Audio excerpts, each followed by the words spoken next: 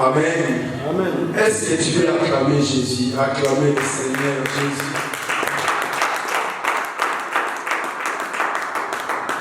Amen. Amen. Nous prenons le texte dans Exode. Exode chapitre 15.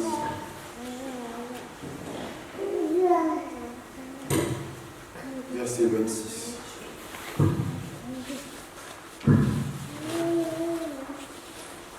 Exode chapitre 15.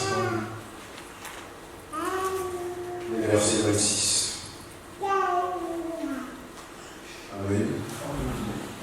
Je t'attends que j'y trouve. On lit ensemble. Exode chapitre 15. Je lis au nom du Seigneur Jésus-Christ. Il dit, si tu écoutes attentivement la voix de l'Éternel, ton Dieu, si tu fais ce qui est droit à ses yeux, jusqu'à ce que ton peuple soit passé. Non, je me suis perdu, voilà. Je réponds. Il dit, si tu écoutes attentivement la voix de l'Éternel, ton Dieu, si tu fais ce qui est droit à ses yeux, si tu prêtes l'oreille à ses commandements, et si tu observes toutes ses lois, je te frapperai d'aucune des maladies dont j'ai frappé les Égyptiens, car je suis l'Éternel qui te guérit. Parole du Seigneur. Amen. Amen. Que Dieu soit béni, que Dieu te bénisse. Nous sommes dans l'enseignement. Nous avons pu envoyer des invitations pour pouvoir communiquer ces messages auprès des hommes de Dieu, des femmes, des servantes de l'Église que nous sommes. Amen. Amen. À chaque fois, quand Dieu nous met à cœur de parler d'un sujet très capital, très sensible pour ton avenir spirituel, nous ne manquerons pas de faire notre part, de te convoquer, de t'envoyer un flyer pour que tu puisses te rendre compte que c'est un sujet très, très capital. Amen. Dans la vie chrétienne, tu dois savoir que tout est important. Dans les enseignements que nous sommes en train d'apprendre dans l'Église, tu dois savoir que tout est important. Amen. Amen. Mais n'oubliez pas qu'il y a aussi des choses très importantes dans la Bible. Amen. Amen. C'est comme à l'école, nous avons plusieurs cours. Il y a des cours qui sont importants, il y a des cours qu'on nous donne par rapport à ton option, ton métier. Amen. Et il y a des cours aussi, je ne dirais pas que c'est moi, c'est utile, mais ce sont des cours qui ne caractérisent pas à ce qui est ton devenir spirituel, au physique. Amen. Amen. Tu fais par exemple la maçonnerie, tu fais l'électricité, il y a des cours, par exemple, nous en électricité, qu'on nous a appris, c'est les projets, les schémas. Amen. Amen. Ça, c'est un cours très basique, très fondamental quand tu es électricien. Amen. Amen. Il faut que tu saches faire les schémas. Amen. Amen. Et au milieu de ces cours subsidiaires, on a aussi des cours de SM, des éducations civiques et morales. Amen. Amen. Par rapport au schéma qu'on nous apprenne et par rapport à l'éducation civique, ce qui est plus important, c'est les schémas qu'on nous apprenne. Amen. Amen. Je suis en train d'expliquer à l'église de comprendre, il y a des sujets que tu ne peux pas manquer à connaître. Amen. Amen. Il y a des choses que tu peux rater. Amen. Mais il y a des choses que tu ne peux pas rater. Amen. Quand il est question de ton âme, quand il est question de le Seigneur, de ta personne intérieure, c'est là où tu vas beaucoup fixer les yeux pour comprendre quels sont les enjeux qui se jouent à l'intérieur de ma personne. Amen. Le texte dit dans 1 Thessaloniciens, chapitre 5, le verset 23. Selon la Bible définit l'être humain, comment il est composé. L'être humain est composé de 3 parties. C'est dans 1 Thessaloniciens 5, le verset 23. C'est-à-dire que le Seigneur, la Bible dit l'homme est composé de 1 sur l'esprit. Tu as un esprit tel que tu es là. Nous avons toujours dit mon esprit m'a parlé, mon esprit m'a dérangé. Amen. Tu as un esprit tel que tu es là.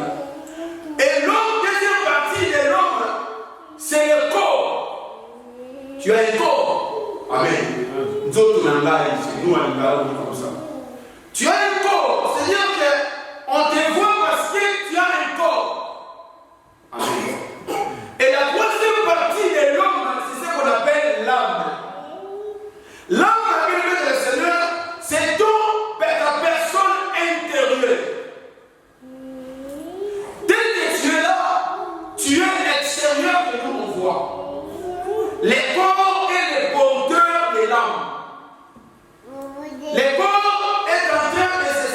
à toi de porter l'âme. Donc ta personne intérieure.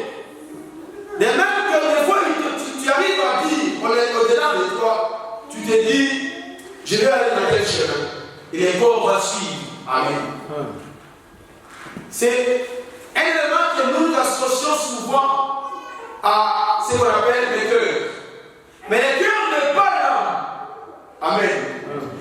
Le cœur, c'est un organe qui régisse dans le corps. Mais souvent, d'une manière abusive, nous disons, mon cœur m'a dit, ce n'est pas ton cœur qui a dit, c'est ton âme qui a parlé.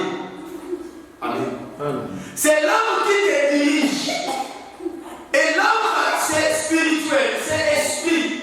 Il faudrait que cette âme, qu'on le voit, et on ne pourra pas le voir, l'âme est cachée dans le corps. Amen. C'est-à-dire que le Seigneur, cependant, l'âme qui est cachée dans le corps, il doit être animé. Le corps est animé par le souffle. Et le souffle de vie, c'est ça l'esprit avec les idées. Amen. Je ne pourrais pas vraiment m'éterniser là-dessus parce qu'on a eu un temps où on a beaucoup enseigné sur ces choses. Amen, amen. Acclamez le Seigneur. L'homme qui a été créé par Dieu a été créé par la ressemblance et l'image de Dieu. La ressemblance et l'image de Dieu dans la création de le Seigneur originelle, je parle. L'homme a été créé de l'âme et de l'esprit. Quand Dieu est descendu pour créer l'homme et le Seigneur, il a formé l'homme de la poussière. L'homme formé de la poussière, c'était l'âme. Ce n'est pas corps. Parce que l'homme étant dans le jardin, il avait la nature et la ressemblance de Dieu. Et ce que nous sommes aujourd'hui, ce n'est pas la nature et la ressemblance de Dieu. Nous avons un corps pécheresse, un corps du péché, un corps qui a besoin de quelque chose de naturel. Et Dieu qui est là, il n'a pas un besoin naturel. Amen. Dieu est esprit. C'est-à-dire que le Seigneur, quand Dieu a créé l'homme sur la terre, tu dois comprendre que Dieu ne l'avait pas créé en trois. Dieu l'avait créé en deux. Adam parlait avec Dieu bouche à bouche parce qu'ils avaient la même nature. Tel que nous sommes là, tu ne parles pas à Dieu bouche à bouche parce que tu n'as pas la même nature que Dieu. Tu n'as pas la ressemblance de Dieu. Ça peut paraître quelque chose de nouvel, mais il faut que tu comprennes le mystère caché dans la Bible. La Bible dit, nous les verrons tels qu'il est, ce que nous allons devenir, ce n'est pas encore arrivé. Comment est-ce que la Bible dit ce que nous allons devenir n'est pas encore arrivé? C'est parce que nous n'avons pas encore atteint ce que Dieu est. Voilà pourquoi, bien le Seigneur, pour parler à Dieu, pour entrer en contact avec Dieu, il faut que tu deviennes spirituel. C'est-à-dire que la chair meurt. La chair ne parle plus. La chair n'a plus, le Seigneur, de la valeur devant Dieu. Tu deviens un homme spirituel. Amen. Tu me diras, mais comment ça se fait? L'homme a pu porter la chair. Amen. C'est lorsque l'homme a pu pécher. Lorsque l'homme a péché devant le Seigneur, c'est ainsi que Dieu descend. Dieu cherche l'homme. Dieu ne le voit pas. Parce que l'homme a perdu sa nature. Amen. Amen. C'est-à-dire que l'homme meurt. Qu'est-ce qui était mort? Qui était mort ce jour-là? C'était l'âme de l'homme. Amen. Amen. Adam, le jour où il avait péché, Adam était mort. Mais la mort qu'Adam avait, c'était un mort qu'on ne peut pas constater. Parce qu'Adam n'avait pas un corps de la chair. Adam avait un corps céleste. En quelque sorte, on parle d'un corps glorieux. Amen. C'est le même corps que nous allons revêtir quand nous allons monter au ciel. Ça, ça ne montera pas au ciel. Adam avait les mêmes qualités de ce que nous allons revêtir quand nous allons monter au ciel. Adam était une personne qui était créée pour vivre dans le paradis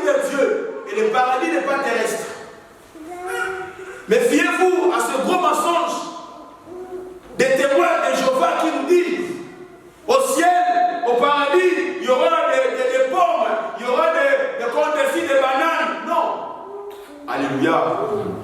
Alléluia. Amen.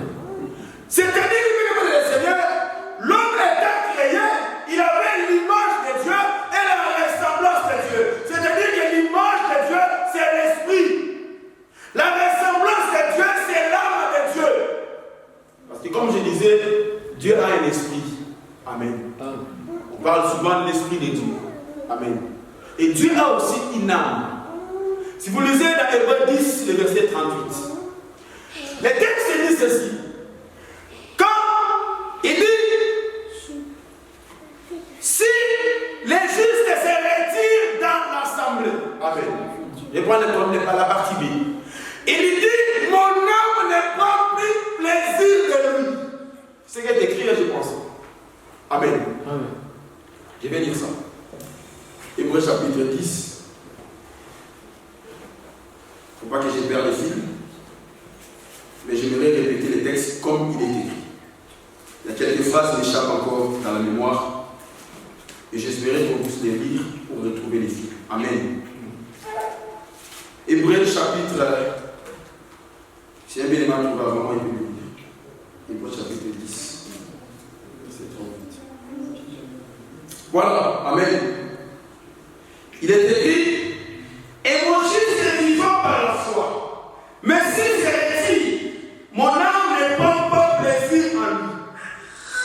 Amen. Comprenez le Seigneur que Dieu, ici dans la Bible, il parle de son âme. Mais quel jour tu verras Dieu parler de son corps? Jamais. Amen. Ça, c'est l'image de la ressemblance de Dieu. Voilà pourquoi Eliou, dans Job chapitre 33, il va dire, le souffle du Tout-Puissant m'a créé, son esprit m'anime. C'est-à-dire qu'il parle de deux choses, l'âme et l'esprit de Dieu. Amen. Amen.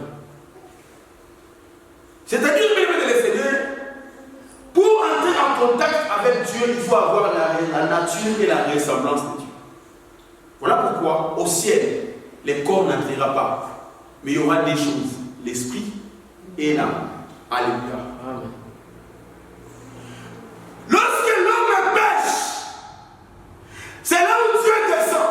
Il ne voit pas l'homme, il cherche l'homme.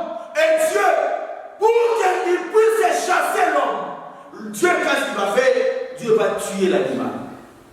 C'est là où l'homme va porter un corps.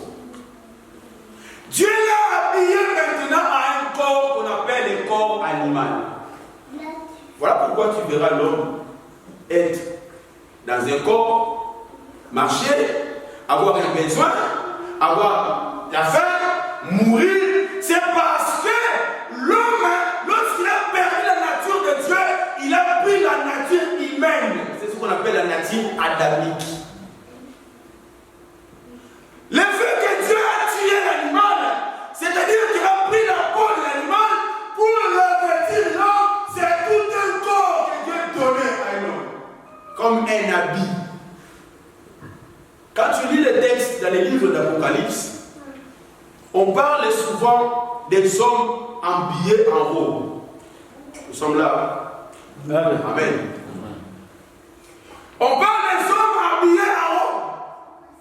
Amen. On parle des hommes habillés en fin lin. Posons-nous la question. Au ciel, ce corps va monter? Non. Et si les corps ne montent pas, quelle serait la robe qu'on va porter? Amen. Si les corps-là ne montent pas, parce que c'est ce corps qui porte la robe. Mais comment est-ce qu'on sera au ciel? On va porter des fins lin. Vous connaissez les lins, je pense. Amen. C'est un vêtement qui coûte cher. Amen. C'est-à-dire les langages spirituels doivent être, comment on dit, transcodés ou doivent être interprétés pour expliquer les choses physiques. Amen. Nous sommes très d'accord qu'au ciel, les corps ne montera pas. Mais au ciel, le Seigneur, c'est lui ou ceux qui vont monter au ciel, c'est lui qui va retourner au ciel. Ce ne sera pas ton corps, ce serait ton âme. Amen. Est-ce que vous me suivez? Acclame Jésus, acclame Jésus. Si on ne finit pas, on pourra revenir les dimanches prochains. Amen.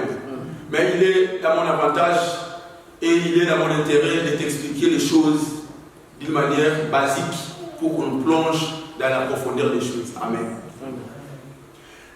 L'âme va monter au ciel.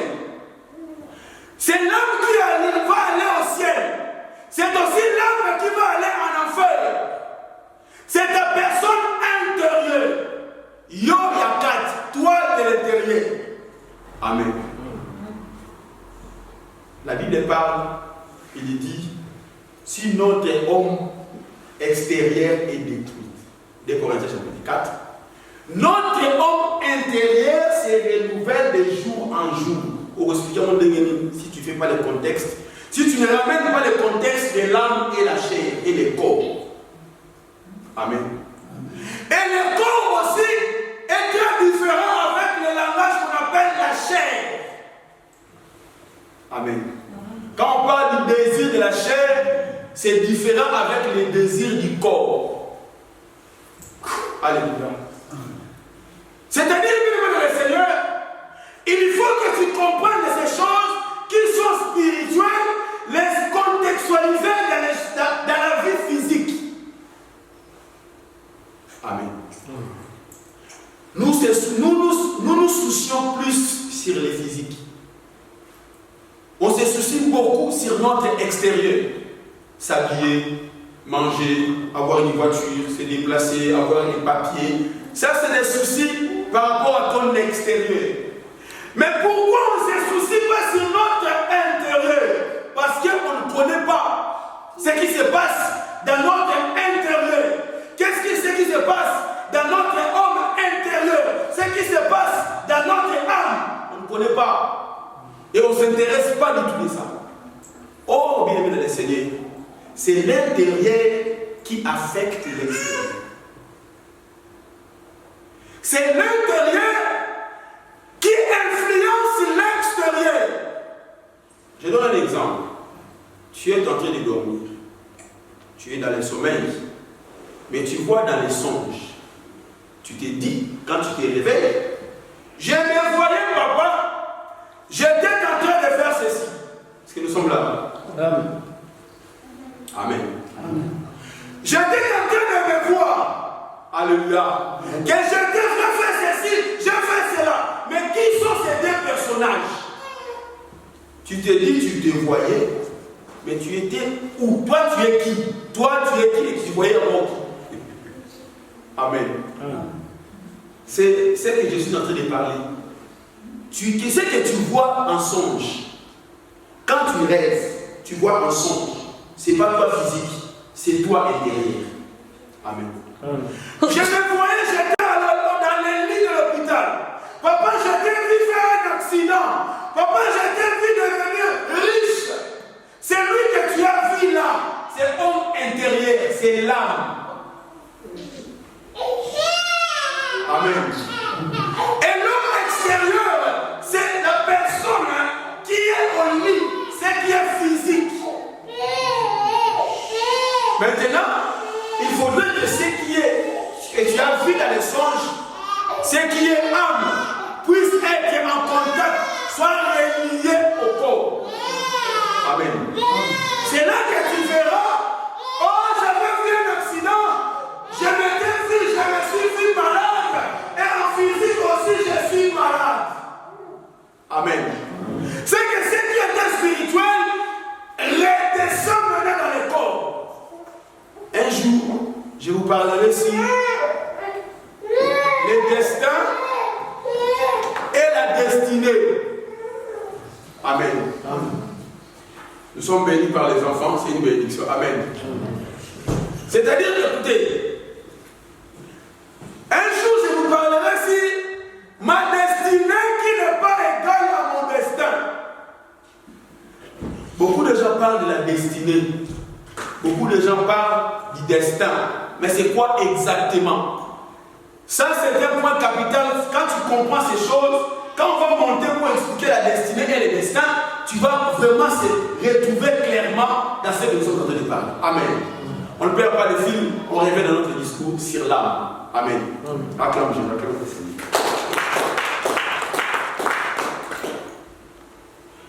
dois comprendre que ce n'est pas des choses différentes. Ce n'est pas des choses égales. Mais la destinée, c'est différent du destin. Amen.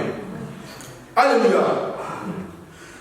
L'âme, comme je disais, c'est ce que tu es intérieurement. Tu rêves, tu te vois, c'est ta personne intérieure qui fait ça. Et ta personne intérieure va influencer ton extérieur. C'est ainsi que, comme je disais, ce que tu avais vu dans les rêves, tu arrives à les voir s'accomplir. Amen.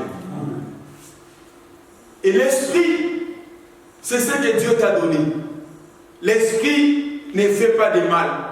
L'esprit, ça vient de Dieu. Le jour où tu meurs, les corps s'arrêtent. Les corps rentrent dans la poussière. Et maintenant, tu verras qu'est-ce qui se passe. Tu verras l'âme aller maintenant au jugement ou au repos. Et l'esprit va retourner à Dieu. Amen. Amen. Je ne rentre pas dans les détails pour t'expliquer si vraiment tous les esprits retournent à Dieu. Amen. C'est là où on a expliqué la dernière fois si les filets de la mort. Amen. On a expliqué qu'il y a certains esprits retournent à Dieu, il y a certains esprits ne retournent pas encore à Dieu. Amen. Ça, quand on a parlé sur les morts permissives, la mort dans la volonté permissive de Dieu. Amen. Je n'aimerais pas te faire vraiment tout un discours là derrière, mais j'aimerais que tu comprennes, l'âme c'est en personne intérieure. Amen. Acclame Dieu, acclame Dieu. Voilà pourquoi je disais, Dieu a un esprit, Dieu a une âme, mais Dieu, pour nous sauver, Dieu a revêti le corps. Amen. Dieu a pris la chair de l'homme et il est venu dans le monde. C'est comme Adam. Alléluia. Lorsque Dieu a pu porter le péché, c'est là où Dieu avait besoin du corps. De la même manière, Adam, lorsqu'il avait péché, Adam devait porter le corps. Amen. Est-ce qu'il y a jusque-là, ça va? Est-ce que tout le monde comprend? Les corps que nous portons, c'est juste pour couvrir l'âme. Le corps, c'est une enveloppe. Une enveloppe qui contient quelque chose à l'intérieur. Et ce que le corps contient, ce que l'enveloppe contient, ce n'est pas un courrier, mais c'est ton âme. Amen. Amen. Alléluia. Maintenant, on revient dans le contexte. Pourquoi parler sur la guérison et l'âme? Amen. Dans la vie, nous avons ce qu'on appelle des maladies. Les maladies, ce sont des fléaux. Ce sont, le Seigneur, des choses qui arrivent dans notre corps pour bouleverser les fonctionnements du corps. Amen. Ne me tenez pas rigueur sur ma définition, sur la manière dont je comprends la maladie. Amen. Un corps médical va aussi expliquer ça d'une autre manière. Amen. C'est-à-dire que la maladie, le Seigneur, c'est tout ce qui vient rendre le corps, c'est tout ce qui fait ramener le dysfonctionnement du corps. Ah, je ne sais pas bien. Hein? Le corps ne fonctionne pas bien. Amen. Ce que tu faisais avant de manière normale, de manière naturelle, tu ne le fais plus comme avant. Amen. Ça, c'est la maladie. Et n'oubliez pas, même le Seigneur, comme je parlais, qu'on a un homme extérieur, on a aussi un homme intérieur. C'est là maintenant, même le Seigneur, quand le corps est malade, on parle de la maladie physique. Amen. La maladie physique, c'est la maladie qui vient atteindre le corps physique. C'est le corps animal que nous portons. Et cette maladie physique, c'est celle qu'on voit à l'hôpital. Amen. Et c'est celle qu'on traite avec les différentes manières, les différentes intelligences que Dieu a données aux hommes pour que la maladie puisse avoir sa guérison.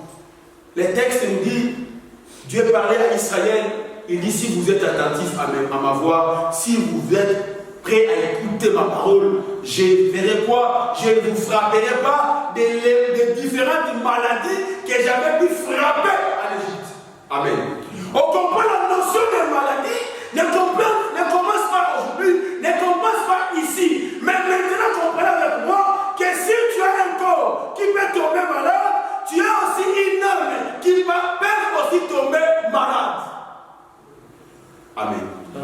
c'est là où on parle des maladies spirituelles. Amen. Il y a 3 catégories de maladies. Il y a la maladie physique. Comme je disais, ce sont des maladies qui arrivent à atteindre la chair. Nous avons des maladies spirituelles. C'est que la chair ne peut pas voir. C'est que les médecins aussi ne peuvent pas traiter. Amen. Et nous avons aussi des maladies démoniaques. Amen. Les maladies démoniaques, c'est une maladie qui provient des démons, qui vient du diable. Amen. Et ce sont des maladies qui peuvent aussi se manifester dans la chair, mais qui ne pourront pas être traitées par rapport à la chair. Amen. Si quelqu'un me comprend. Amen. La maladie spirituelle ne se verra pas dans la chair et ne pourront pas aussi être traitées à la chair. Amen. Mais la maladie spirituelle influence automatiquement les corps. Bien-aimés dans le Seigneur, je suis sûr et certain, et je te l'ai dit et je te garantis. Quand est-ce que l'homme devient malade? Jésus arrive sur la terre. Je disais, Jésus c'est Dieu. Comme Dieu a un esprit, une âme, pour venir dans le monde, Dieu devait avoir un corps. Le corps que Dieu devait avoir, c'était le corps de Jésus. Amen. Et le corps là, il vient comme tout homme sur la terre. Il vient habiter dans le corps. Amen.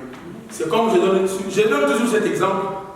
Vous avez déjà entendu parler de l'exorcisme. Amen.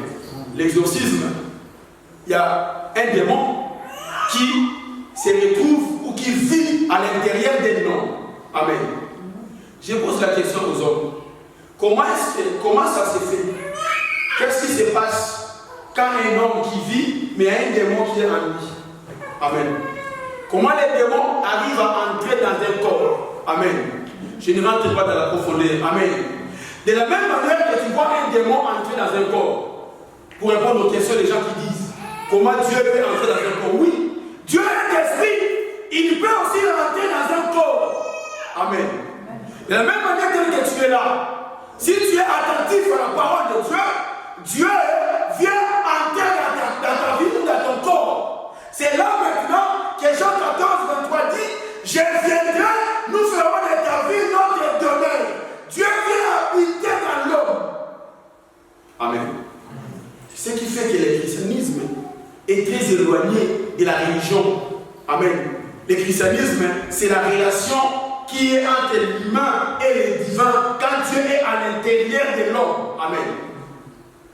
Écoutez, mes amis. Jésus arrive dans le monde parce qu'il avait porté le péché. Comme je disais, Adam a porté la chair parce qu'il avait péché. Et lorsque Jésus vit dans le monde, il arrivait un jour. Jésus, au montant de Gethsemane, Matthieu 26, Jésus commence à prier, commence à sentir les angoisses. Amen. Jésus dit ceci: mon âme est triste jusqu'à la mort. Alléluia. Acclame Jésus, cherche les personnes. Matthieu chapitre 26.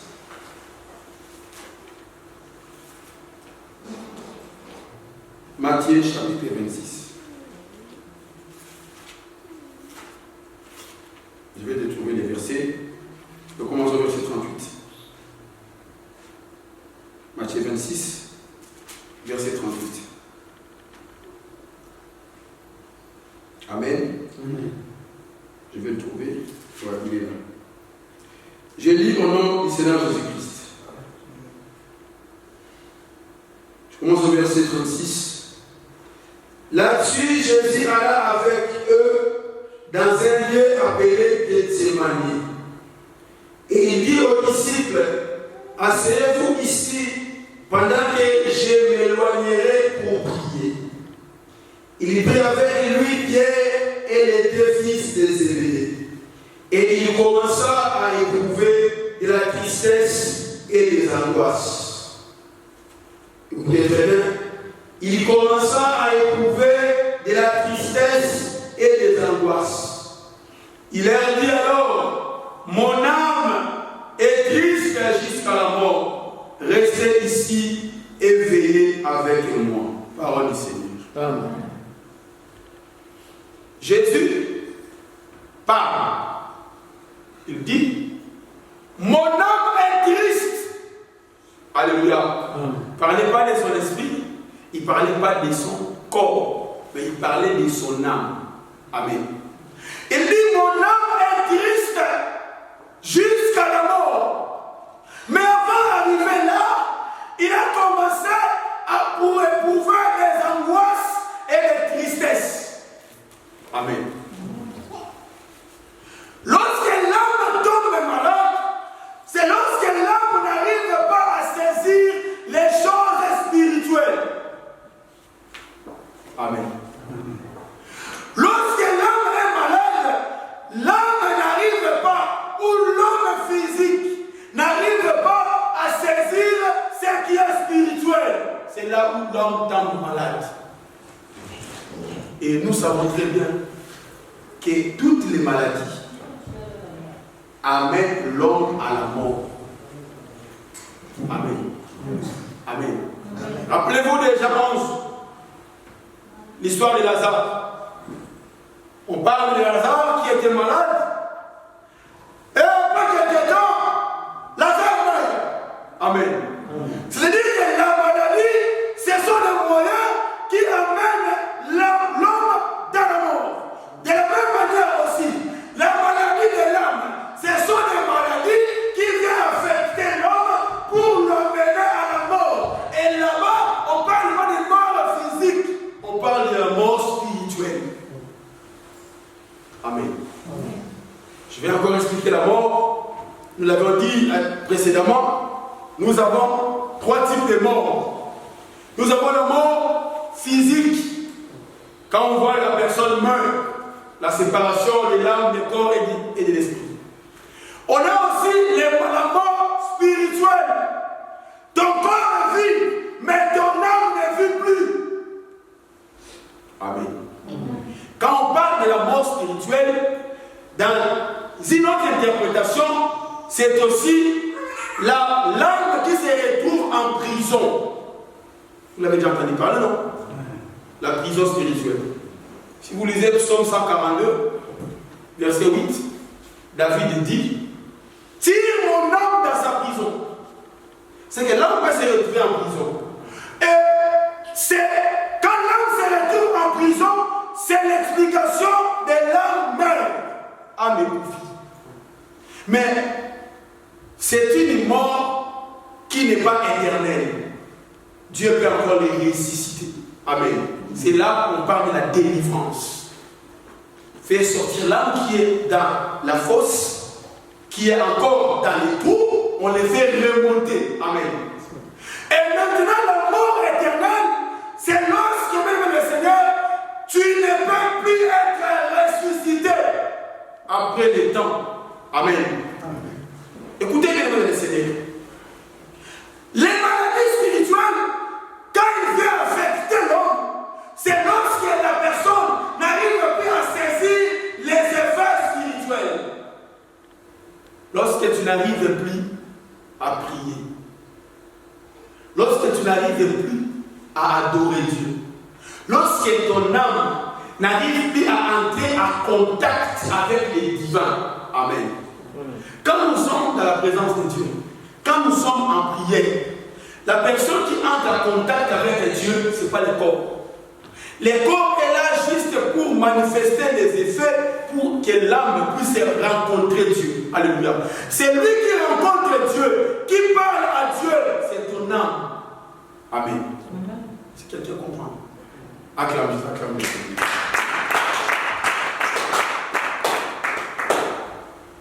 Bien-aimé le Seigneur, si ton âme est malade, tu n'arriveras plus, même le Seigneur, à pouvoir être attaché à Dieu. Quand tu n'arrives pas à s'attacher à Dieu, c'est que ton âme est malade.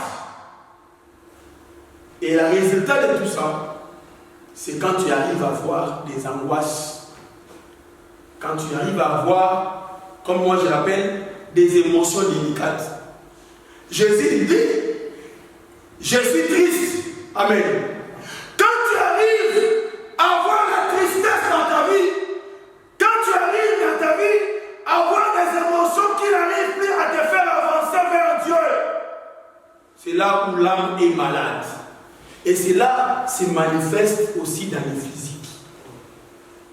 Dans le physique maintenant, tu vas avoir ou tu vas commencer à vivre les choses compliquées, les choses être difficiles, les choses ne pas se tenir parce qu'à l'intérieur il y a un problème. Amen. Amen. Jésus a dit, il commençait à pouvoir les angoisses et de la tristesse, mais la finalité, c'était la souffrance. C'est que la souffrance que Jésus a endurée, quand on parle de la souffrance de Jésus, la souffrance que Jésus a endurée, c'est l'explication de ce qu'il avait vécu d'abord dans son âme. Amen. Voilà pourquoi Jésus parlait, il dit, Seigneur, s'il est possible d'enlever la coupe. C'est-à-dire que la coupe que Jésus cherchait que Dieu enlève, c'était la souffrance ou la maladie qui avait attaché son âme. Amen. Je parle de Ésaïe 53. La Bible dit, il avait porté nos maladies. Ce n'est pas les maladies physiques. Ça, je le précise. Ce sont des maladies spirituelles.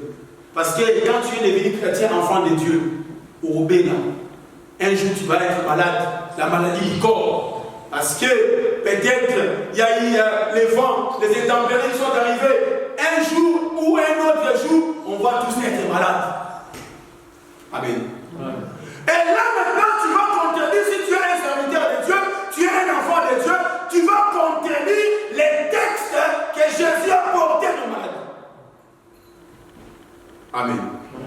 Et les maladies que Jésus a portées, ce sont des maladies de l'âme. Parce que si l'âme est malade, tu ne pourras plus saisir ce qui est spirituel. Or, si tu ne saisis pas ce qui est spirituel, tu ne pourras pas aussi être béni. Amen. Parce que Dieu, avant de te bénir, il y a des préalables. Amen. Dieu, avant de te bénir, il y a ce qu'on appelle les préalables. Dieu doit voir d'abord si tu es en bonne santé.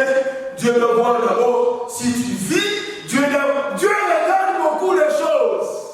Amen. Alléluia. L'âme malade, c'est aussi lorsqu'on vit dans un péché. Amen. L'âme est malade. Et si cette maladie n'est pas traitée, l'âme va mourir. Et si tu meurs, tu ne peux plus jamais recevoir quelque chose auprès de Dieu. Tu as déjà vu une personne donner un objet à un mort? Ça, ça fonctionne, ça ne marche pas comme ça. Un mort ne peut pas recevoir quelque chose d'une autre personne. Voilà pourquoi la Bible dit, Dieu n'est pas le Dieu de mort. Là-bas, il n'est pas question de mort physique, mais là-bas, il est question de mort spirituelle. Parce que Dieu, il est le Dieu de Moïse jusqu'à aujourd'hui. Je parle de Moïse esprit. Amen. Parce que lorsqu'ils sont partis dans la transfiguration, Moïse est sorti. Élie aussi est sorti. Amen. C'est-à-dire, Dieu continue à être leur Dieu. C'est parce qu'ils ont une intimité dans l'esprit, je parle. Non en physique. Tu peux chanter pour un homme de Dieu. Zambeya, Dieu dit. Amen. Mais cette personne-là, il s'approuve qu'à la. Amen. Voilà pourquoi moi, les chansons chrétiennes, où on cite les chants des hommes, je les écoute. Peut-être que cette personne est morte déjà, elle est morte déjà il y a longtemps. Et Dieu qui n'est pas le Dieu des morts, cette chanson-là aussi n'est pas agréable devant Dieu. Amen. Amen. Écoutez bien le Seigneur, je vais citer. Lorsque l'âme tombe malade, c'est lorsque même le Seigneur, tu deviens incapable de saisir les signaux spirituels. Il ne t'a jamais arrivé. Tu es capable de parler avec les frères Didier pendant 30 minutes, 1 heure. Mais il t'arrive à être incapable de prier pendant 10 minutes. Amen.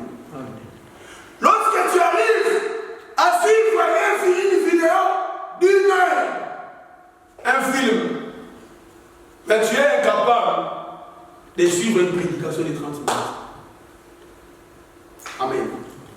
C'est souvent lorsque l'âme souffre. Or, l'âme doit recevoir ce qui est de Dieu pour les canaliser à la chair. Et quand l'âme ne les reçoit plus, c'est impossible. Impossible que tu reçoives le miracle de Dieu. Voilà la raison pour laquelle les gens souffrent. Parce que à l'intérieur, ils ont des difficultés et des problèmes. Tu peux être serviteur de Dieu, mais ton âme est malade. Tu peux être un enfant de Dieu, mais ton âme est déjà malade. Élie, quand il était prêt à monter, les rois chapitre 1, chapitre 2, quand il était prêt à monter, Élisée était à côté de lui. Il dit à Élisée, reste ici. Élisée lui dit, non, je ne te quitterai pas. L'Éternel est vivant, ton âme est vivante. Pourquoi il précise? Si on précise que ton âme est vivante, cela veut dire qu'il y a aussi des âmes qui ne sont pas vivantes. Ce n'est pas peut-être ton cas. On va prendre un texte pour finir, Jérémie 8. Jérémie 8, les versets. On va prendre Jérémie 8, les versets 22.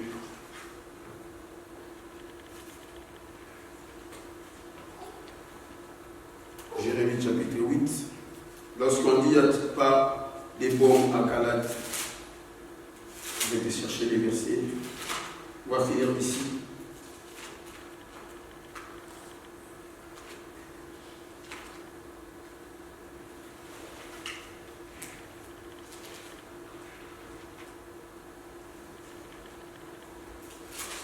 Jérémie chapitre 8,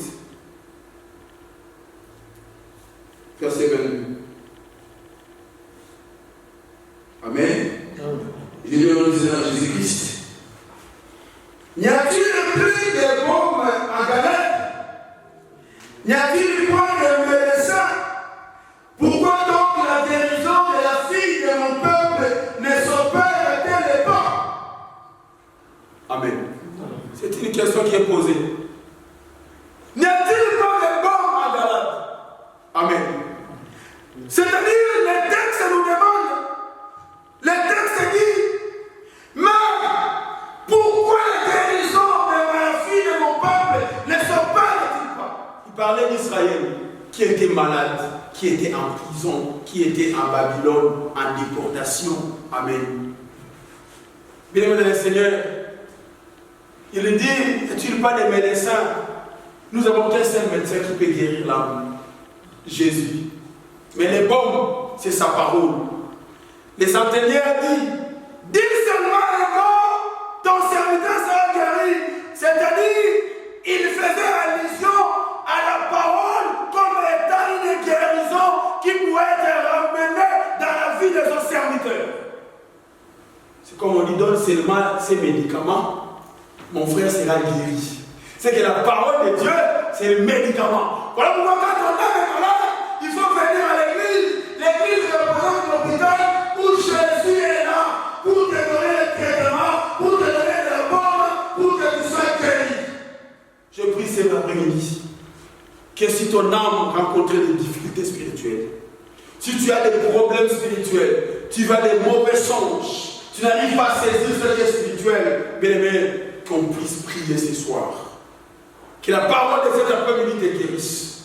Que la parole de Dieu apporte la guérison pour que ton âme soit en bonne santé. Que la parole de Dieu puisse ramener les traitements efficaces pour que tu sois délivré. Au nom de Jésus-Christ. Nous allons nous lever.